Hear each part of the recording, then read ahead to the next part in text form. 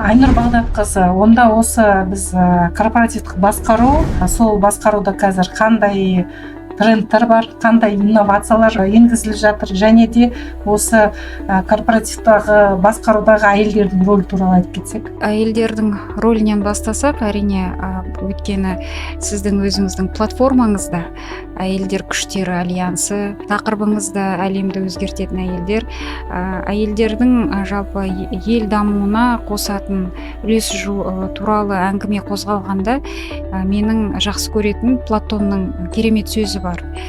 Платон сол кезде былай деп айтып кеткен: әйелсіз мемлекет жарты мемлекет деп. Яғни бұл керемет сөзді түсінетін адам әйелдің әлеуетін қолданбау мемлекеттің дамуының қарқындауына толыққанды көңіл бөлмеу деген сөзбен тең.